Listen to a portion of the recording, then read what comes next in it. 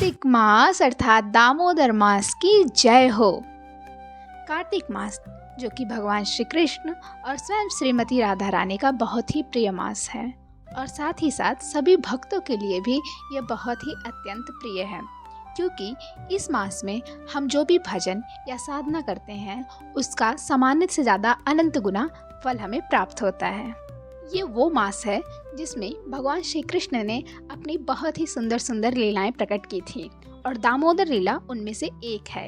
इसी कारण से इस मास को दामोदर मास भी कहा जाता है। इसकी तिथि निर्धारण के संबंध में शास्त्रों में ये श्लोक आता है, अस्मिन् अस्य तु मासस्य शुक्ल एकादशी या भवेत् कार्तिक अस्य व्रतानि इह, यानी कि अस्मिन् मास के शुक्ल पक्ष की एकादशी से इसके आरंभ का निर्धारण होता है। तो ऐसे कौन कौन से व्रत हैं या ऐसे कौन सी चीज़ें हैं जो हमें कार्तिक मास में अवश्य करना चाहिए।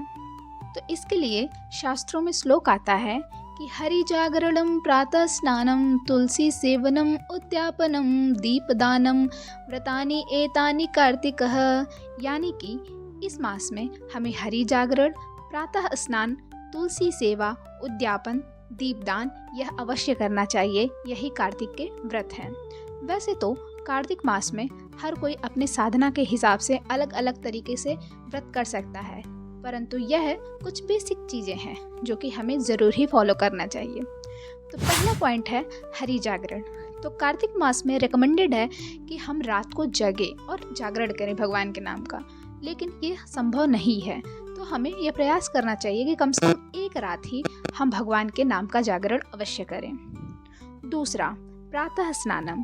तो कार्तिक मास में सुबह उठने और उसके नहाने का अत्यंत ही फल प्राप्त होता है, अतः हमें कार्तिक मास में सुबह उठकर स्नान अवश्य करना चाहिए।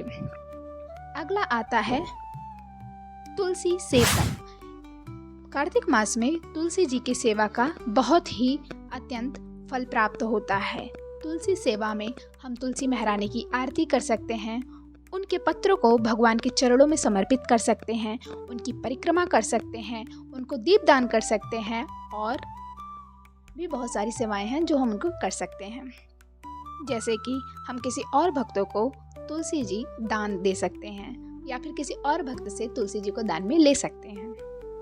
अगला जो नियम है वो है उद्यापन, यानी कि व्रत का।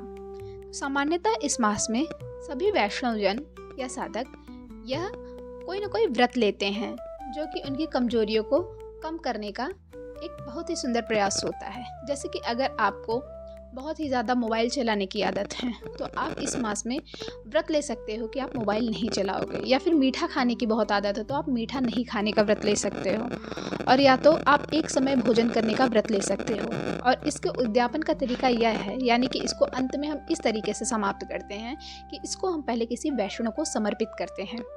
जैसे कि अगर आपने व्रत लिया है कि आप कार्तिक मास में मीठा नहीं खाएंगे, तो आप अंत में पहले किसी वैष्णव को कुछ मीठा भेंट करेंगे, उसके बाद ही आप इस व्रत को तोड़ेंगे।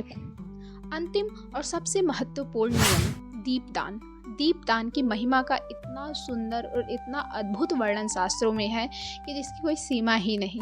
यानी कि आप सोच भी नहीं सकते कि आपका एक छोटा सा दीपदान आपको कितने अनंत गुना फल प्रदान कर सकता है, जो कि आपको पुनः भगवान कृष्ण की भक्ति में लगाने के लिए बहुत ही सार्थक साबित होगा।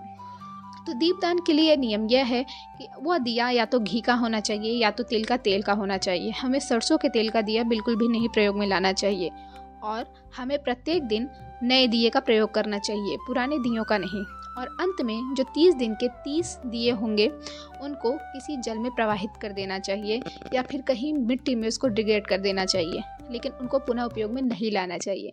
और घर के जितने भी सदस्य हैं सभी सदस्यों को अपना अपना दिया प्रयोग में लाना चाहिए। तो ये कुछ बेसिक सी चीज़ें हैं जो कार्तिक महीने में आप कर सकते हो और आप इस कार्तिक महीने का अनंत गुना फ़ायदा उठा सकते हो। तो हरि बोल, हरे कृष्णा।